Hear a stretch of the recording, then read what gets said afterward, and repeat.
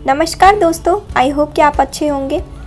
तो आज की वीडियो में हम डिस्कस करेंगे about phases of India's foreign policy. तो सबसे पहले तो मैं कुछ बैकग्राउंड जो है फॉरेन पॉलिसी का ये बताना चाहूँगी। इंडिया की जो रिलेशन है वर्ल्ड के साथ ये इवॉल्व हुई है सिंस दी ब्रिटिश राज। तो 1857 से 1947 तक उनकी रूल रही थी एंड ये रिलेशन जो है वर्ल्ड के साथ ये और भी ज़्यादा इवॉल्व हुआ मेनली एट द टाइम जब ब्रिटिश एम्पायर ने रिस्पॉन्सिबिलिटी ली for handling external and defence relations. तो इंडिया ने जब इंडिपेंडेंस गेन की थी इन 1947 तो कुछ इंडियंस ही थे जिनकी एक्सपीरियंस थी फॉरेन पॉलिसी में। कंट्री की जो ओल्डेस्ट पॉलिटिकल पार्टी है इंडियन नेशनल कांग्रेस, इसने स्टैब्लिश की थी a small foreign department in the year of 1925 जिससे कि वो बाहर की कंट्रीज़ के साथ जो है कांटेक्ट बना सके एंड अपनी जो इंडिपेंडेंस की स्ट्रगल है उसे पब्लिसाइज कर सके, मेनली पब्लिसिटी गेन कर सके। तो 1920s के बाद से, मेनली लेट 1920s के बाद से जवाहरलाल नेहरू जी जो हैं, जिनकी काफ़ी इंटरेस्ट थी in world affairs among all the independence leaders, इन्होंने फॉर्मुलेट की एक स्टैंड्स ऑन इंटरनेशनल इश्यूज़।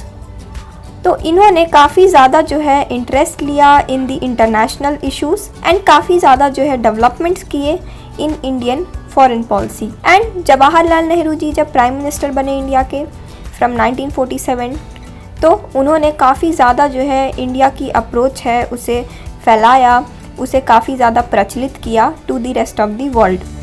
अगर इंडिया की अप्रोच की बात करें या डिटर्मिनेंट्स की बात करें in terms of foreign policy तो उसमें काफ़ी सारे डिटर्मिनेंट्स हैं, जैसे जियोग्राफी, हिस्ट्री एंड इसी तरीके से कल्चर हो गया। बहुत सारे ऐसे डिटर्मिनेंट्स हैं जिसको मैंने डिस्कस किया है वीडियो में, आप उस वीडियो को देख सकते हैं, मैंने उसकी लिंक शेयर कर दी है डिस्क्रिप्शन बॉक्स में। तो ये तो थी कुछ basic background of India's foreign policy कि किस तरीके से जो है ये शुरू हुई थी, इसकी ऑरिजिन कहाँ से हुई एंड किस तरीके से जो है इसे इवॉल्व किया गया by various leaders of the nation. तो दोस्तों, इस टॉपिक को स्टार्ट करने से पहले मैं आपसे क्वेश्चन पूछना चाहूँगी कि इंडिया के फर्स्ट एक्सटर्नल अफेयर मिनिस्टर कौन थे। इसका ऑप्शंस है ए गुलजारी लाल नंदा, बी लाल बहादुर शास्त्री, सी स्वरण सिंह, डी जवाहरलाल नेहरू। आप इसका आंसर दे सकते हैं कमेंट सेक्शन में एंड मैं इसका आंसर आपको बताऊंगी वीडियो की एंड में। Now let's start the topic. तो सबसे पहला जो फेज़ है, मैंने आपको बताया कि इंडियन डिप्लोमेसी में बहुत सारे फेजेस हैं। तो सबसे पहला फेज़ कौन सा है? ऑब्वियसली इंडिपेंडेंस के टाइम से लेके टिल द ईयर 1962 तक, 1947 टू 1962। नाउ इस फेज़ को क्या कहते हैं? It is called the phase of optimistic non alignment. अब ये नॉन अलाइनमेंट क्या है यहाँ पे? तो जैसा कि आपको पता है कि सेकेंड वर्ल्ड वॉर ख़त्म होने के बाद से दो सुपर पावर्स जो हैं वो उस टाइम पे थे। वो दो सुपर पावर्स कौन थे? USA, USSR. तो कोल्ड वॉर एंड होने तक ये दोनों के दोनों सुपर पावर्स रहे थे, बाइपोलर वर्ल्ड था। तो इंडिया ने अपना क्या स्टैंड लिया? इंडिया ने बोला कि ना हम यूएसए की तरफ जाएंगे ना हम यूएसएसआर की तरफ जाएंगे, हम रहेंगे non aligned. So this is the basic meaning. So इस फेज़ में इंडिया ने और बहुत सारे ऐसे डिसीजंस लिए थे जो कि काफ़ी ज़्यादा डिफ़िकल्ट थे। जैसे इंडिया ने अप्रोच की थी यूनाइटेड नेशंस को regarding the issue of Jammu and Kashmir, जिस वजह से हम देख सकते हैं कि जो लाइन ऑफ कंट्रोल है आज के डेट में तो वो इसी का नतीजा है। फिर इंडिया ने चाइना का जो ऑफ़र था ईस्ट वेस्ट स्वैप डील उसे रिजेक्ट किया था। तो अगर इसे इंडिया एक्सेप्ट कर लेता तो क्या होता? इससे जो चाइना का क्लेम है एक्साई चीन पे वो इंडिया के द्वारा रिकॉग्नाइज हो जाता, जो कि आज तक हम देख सकते हैं कि कितना बड़ा इशू है ये इंडिया और चाइना के बीच।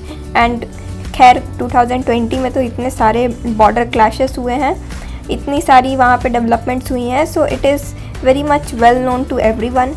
एंड ऐसा माना जाता है कि अगर अक्साई चीन वाला जो ऑफ़र जो चाइना ने दिया था ईस्ट वेस्ट स्वैप डील का, अगर उसे इंडिया एक्सेप्ट कर लेता तो जो चाइना है वो ईस्टर्न सेक्टर पे जो क्लेम करता है वो छोड़ देता। पता नहीं ऐसा होता कि नहीं, this is different thing, but इसे भी as a one of the major development में देखा जाता है। It is one of the harsh developments which took place during this phase. Then इसके बाद 1962 का जो वॉर था, ये भी एक बहुत ही ज़्यादा इम्पॉर्टेंट डेवलपमेंट था इस फेज़ के टाइम पे। अब हम आते हैं सेकेंड फेज़ पे, 1962 से लेके 1971 तक। जो 1962 से 1971 का फेज़ था, इसे हम कहते हैं phase of recovery and realism. Recovery is a simple term, इसका मतलब आपको समझ आ रहा होगा। रियलिज्म का क्या मतलब होता है? रियलिटी पे based obviously.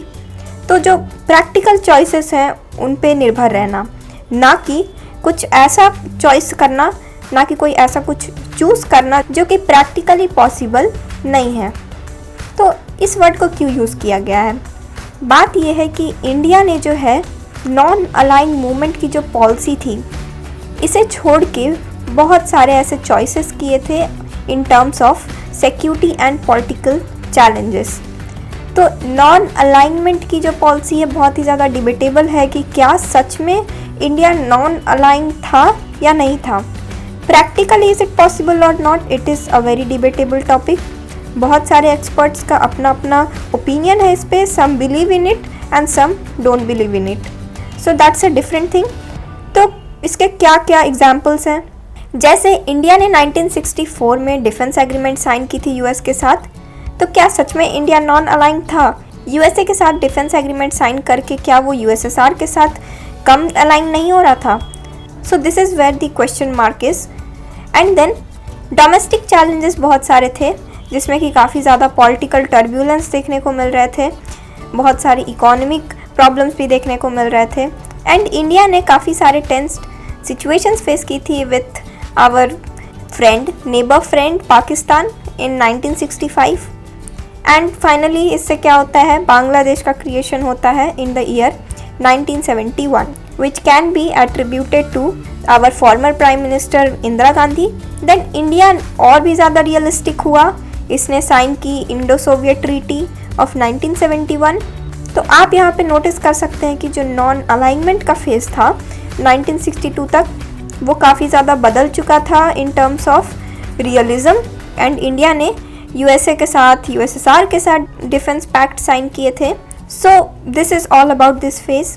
And now let's move on to the next phase, 1971 से लेके 1991 तक, 20 ईयर्स 2 डिकेड्स। तो इस फेज़ की क्या खासियत है? सो ये फेज़ बहुत ही ज़्यादा कॉम्प्लेक्स था और साथ ही इंडिया का जो रीजनल असर्शन था वो बहुत ही ज़्यादा पीक पे था, क्योंकि इस टाइम पे 1971 ईयर में जो है बांग्लादेश का क्रिएशन होता है। एंड साथ ही जो कि IPKF है, इंडियन पीस कीपिंग फोर्स, वो पीस कीपिंग ऑपरेशंस कर रही थी, परफॉर्म कर रही थी in Sri Lanka between the year 1987 to 1990. So it was under the mandate of the 1987 Indo-Sri Lankan Accord. And इस अकॉर्ड के बारे में मैं आपको बता दूं कि it was signed in Colombo on 29 July 1987 between the Indian prime minister Rajiv Gandhi and Sri Lankan president JR Jayewardene. ठीक है, सो इस अकॉर्ड से ये एक्सपेक्ट किया जा रहा था कि जो श्रीलंकन सिविल वॉर है वो रिजॉल्व हो जाएगा। एंड साथ ही बहुत सारी कॉम्प्लेक्सिटी क्रिएट हो गई थी due to the US China Pakistan axis. And इसके बाद इंडिया ने ट्राई किया कि वो बहुत ही पॉजिटिव वे में जो है पाकिस्तान को हैंडल कर पाए एंड रिलेशंस अच्छे मेंटेन कर पाए, लेकिन ऐसा हो नहीं पाया एंड काफ़ी ज़्यादा होस्टाइल रिलेशंस हो गए थे इंडिया पाकिस्तान के बीच सिंस 1962। एंड इस वजह से काफ़ी सारे जो बॉर्डर प्रॉब्लम्स हैं related to Jammu and Kashmir, ये आज भी देखने को मिल रहे हैं। So this was all about this phase. अब हम देखते हैं 1991 से 1999 के फेज़ को। तो इस फेज़ के बारे में मैं आपको बताने से पहले ये बताना चाहूँगी कि जो कोल्ड वॉर है ये मेनली जब एंड हुआ तो इस तब से ये फेज़ स्टार्ट होता है 1991 से। तो इस फेज़ को हम इसलिए कहते हैं phase of unipolarity.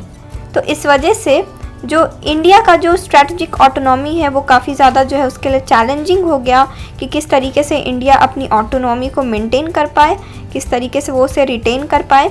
So India ने जो डिप्लोमेटिक रिलेशंस हैं वो अपग्रेड किए थे इजराइल के साथ, फिर अमेरिका के साथ भी काफ़ी अच्छे रिलेशंस मेंटेन करके रखे थे। And then India economically open हो गया था। मेनली जो एलपीजी रिफॉर्म्स है वो इसी फेज में देखने को मिलते हैं, liberalisation, privatisation and globalisation. And most important thing is India ने 1998 में अपने आप को डिक्लेयर किया एज न्यूक्लियर वेपन पावर, जिससे कि बहुत सारे यूएस के सैंक्शंस फेस करने पड़े थे इंडिया को। बहुत सारे यूएसए ने बहुत सारे सैंक्शंस लगाए थे इंडिया पे ड्यू टू दिस थिंग। अब हम नेक्स्ट फेज़ को देखते हैं। So it is from the year 2000 to 2013। तो इस फेज़ को हम कह सकते हैं वाजपेयी मनमोहन फेज़। उस टाइम पे ये दोनों प्राइम मिनिस्टर्स थे। तो इंडिया ने डिप्लोमेटिक रिलेशंस में काफ़ी बैलेंस क्रिएट करके रखा इस फेज़ में। एंड चाइना जिस तरीके से जो सेकेंड पोल एमर्ज हो रहा था इन दी वर्ल्ड जियोपॉलिटिक्स, तो जो सेंटर ऑफ ग्रेविटी थी वर्ल्ड जियोपॉलिटिक्स में वो शिफ्ट हो गई थी towards Asia Pacific region. Okay, so इस फेज़ में जो जियोपॉलिटिक्स है वो शिफ्ट हुई towards Asia Pacific region. And जो यूएसए की तरफ से सैंक्शंस लगे थे वो धीरे धीरे कम होते जा रहे थे।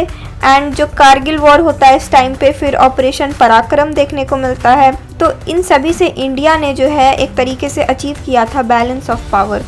सो मेनली जो पावर थी वो बैलेंस हो गई थी in world geopolitics in the Indian context. And साथ ही इंडिया ने फोकस किया रशिया पे, जापान पे, उनके साथ मेंटेन किए अच्छे रिलेशंस, जिससे कि जो जितना कॉम्प्लेक्स बनते जा रहा था जियोपॉलिटिकल सिनेरियो उसे वो बैलेंस कर सके, जिससे कि इंडिया की फॉरेन पॉलिसी में जो है इंडिया सभी कंट्रीज़ के साथ बैलेंस करके जो है रिलेशंस मेंटेन कर सके। So this was all about this phase. And now let's talk about the last phase 2014 till present times. इस फेज को कहा गया है as phase of energetic engagement. Obviously India की जो फॉरेन पॉलिसी है ये बूम हुई है एक तरीके से, इतनी ज़्यादा इन्फ्लुएंशियल हुई है since 2014 that it is worth saying that it is phase of energetic engagement. So India is a rising global power and इसे हम देख सकते हैं कि कैसे पैंडमिक के टाइम पे भी इंडिया किस तरीके से अपनी वैक्सीन डिप्लोमेसी के थ्रू अपने आप को इन्फ्लुएंशियल बना रहा है इन दी वर्ल्ड जियोपॉलिटिक्स। एंड जैसे एब्रोगेशन ऑफ आर्टिकल 370 हुई तो इंडिया बिना डरे इट एब्रोगेटेड आर्टिकल 370 एंड इससे जो जम्मू एंड कश्मीर है उसे इंडिया ने असर्ट किया कि it is integral part of India. And फिर finally Jammu and Kashmir and Ladakh जो है दो यूनियन टेरिटरीज़ की फॉर्मेशन होती है। सो बहुत ही ज़्यादा असर्टिव इंडिया हो रहा है इस फेज़ में and it is very much beneficial for India's foreign policy. And it is because India जो है अपनी पावर को असर्ट कर पा रहा है, जिससे कि वर्ल्ड ओवर में ये सिग्नल जा रहा है कि yes India is a rising global power. And India की जो एक्ट ईस्ट पॉलिसी है ये भी बहुत ही ज़्यादा इंपॉर्टेंट है। पहले लुक ईस्ट पॉलिसी थी, अब वो एक्ट ईस्ट पॉलिसी बन चुकी है।